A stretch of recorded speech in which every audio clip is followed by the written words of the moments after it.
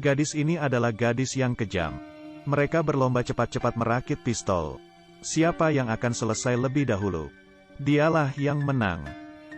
Dia dipanggil Sok-hee. Beberapa hari yang lalu, musuh ayahnya datang, membunuh ayahnya. Sok-hee bersembunyi di bawah kasur. Tidak lolos. Dia dijual oleh musuh ayah itu. Saat kritis, seseorang datang, langsung membunuh pria ini. Sok-hee diselamatkan. Pria ini bernama Jong Sang. Adalah bos dari sebuah organisasi. Dia mengadopsi Sok-hee. Dia memberikan pelatihan gaya bertarungnya. Ketika Sok-hee dewasa, dia masuk ke dalam organisasi itu. Satu orang melawan banyak orang. Tidak masalah sama sekali.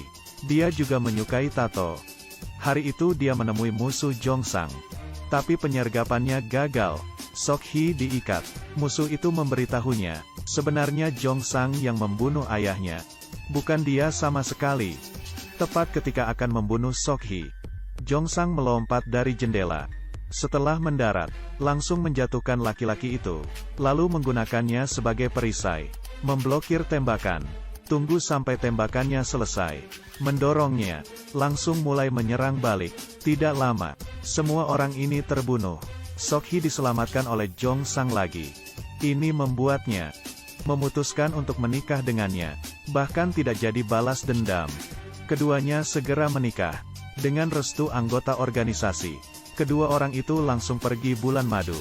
Tapi saat makan malam, Jong Sang menerima telepon. Dia memberitahu Sok-hee, dia punya sesuatu yang harus ditangani. Lalu langsung berdiri pergi. Sok-hee ditinggal dengan tatapan khawatir. Larut malam, Sok-hee menerima telepon dari Jong Sang. Panggilan masuk. Ternyata Jong Sang menemukannya. Pembunuh yang membunuh ayah Sok-hee waktu itu. Siap untuk membalas dendam. Tetapi sudah terbunuh. Melihat suami yang diam saja di depanmu, dia bertekad untuk membalaskan dendamnya. Anak di sebelahnya berkata untuk pergi sekarang. Bisa dikata mengirimkan kematian. Tetapi Sok-hee tidak mau mendengarkan. Dia saat ini hanya bisa memikirkan balas dendam. Mengabaikan temannya. Mendorong pintu itu. Wanita ini benar-benar kejam. Satu orang melawan ratusan anggota geng itu. Kedua tangannya memegang sebuah pisau. Satu pisau membunuh satu. Sendirian. Membunuh geng itu.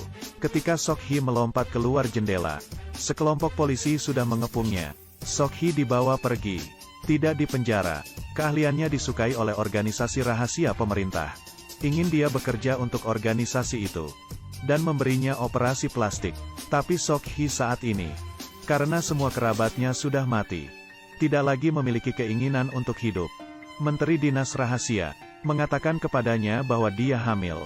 Selama 10 tahun bekerja untuk organisasi itu, langsung boleh bebas. Untuk anak yang ada di perutnya, dia hanya bisa berjanji.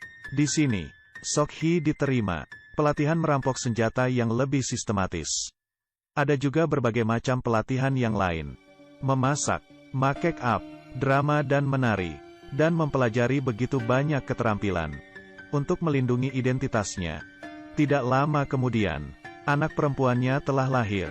Sok-hee juga memulai pelatihan yang lebih ketat. Setelah 3 tahun, dia menerima misi. Selama itu bisa dilakukan. Bisa membawa anak perempuannya ke kehidupan dunia luar. Sok-hee di atas motor, datang ke lokasi misi. Temukan orang yang merupakan target. Dia menggunakan 10 jurusnya. Berhasil menyelesaikan tugas. Organisasi itu juga menepati janjinya. Ibu dan anak itu pergi. Mengaturkan identitas baru mereka. Tempat tinggal yang baru. Mengirim agen bernama Hyun-soo. Tinggal di sebelah apartemen Sok-hee. Memperhatikan mereka. Lama-lama, Hyun-soo masuk ke dalam dunia Sok-hee. Mulai menyukainya. Hati Sok-hee yang dingin juga perlahan-lahan dicairkan oleh Hyun-soo. Keduanya mulai berkencan dan jatuh cinta. Tidak lama, Sok-hee menemui organisasi itu lagi. Berharap untuk menikahi Hyun-soo. Saat ini, tidak tahu identitas agen Hyun-soo. Lalu menteri menyetujui pernikahan mereka. Saat di pernikahannya, menerima tugas untuk membunuh orang. Pergi ke kamar mandi, merakit sebuah sniper. Saat dia siap untuk menembak. Saat siap membidik, Tapi saat menemukan targetnya, sebenarnya mantan suaminya yang telah mati bertahun-tahun lalu, hati Sok Hee langsung gundah. Dia tidak menyelesaikan tugasnya, tapi membiarkannya pergi. Jong Sang mencari petunjuk, menemukan Sok Hee. Meskipun sudah menjalani operasi plastik, tapi Jong Sang masih mengenalinya. Melihat wajah Jong Sang, air mata Sok Hee akan jatuh. Bawahan Jong Sang merekam percakapan antara Hyun Soo dan organisasi. Pernikahan ini merupakan sebuah misi. Dia menyalin rekaman itu ke USB, dikirim ke Sok Hee. Mendengarkan apa yang di dalamnya membuat Sok Hee sangat hancur.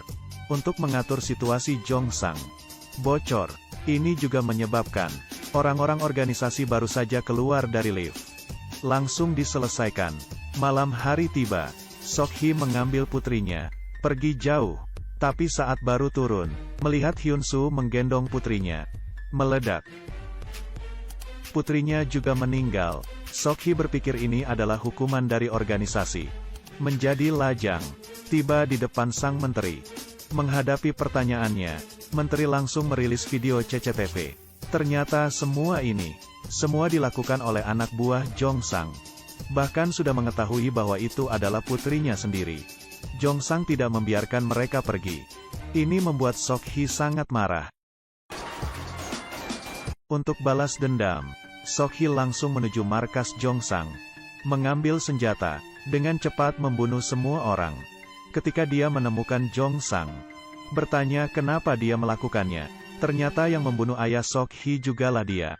Kemudian bunuh diri, hanya untuk membuat Sok Hee menjadi musuhnya. Mati bersama.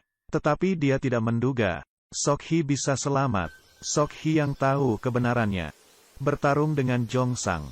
Dua orang di lantai atas, jatuh ke lantai bawah. Bawahan Jong Sang datang, bawa dia lari masuk ke bus.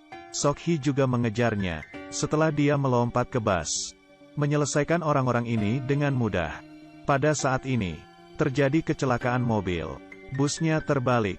Sok Hee terbangun, memegang kapak, berjalan ke depan Jong Sang. Melihat pria yang pernah sangat dia cintai ini, Sok Hee sangat kesakitan. Tapi dia memikirkan pembunuh ayahnya dan pembunuh putrinya. Dia akhirnya mengayunkan kapak itu, membunuh iblis yang menghancurkan kehidupannya. Tidak tahu apakah kalian memiliki fantasi menjadi seorang agen di dalam organisasi pembunuh dengan perasaan. Saya Yun Sang, kita akan bertemu lain kali.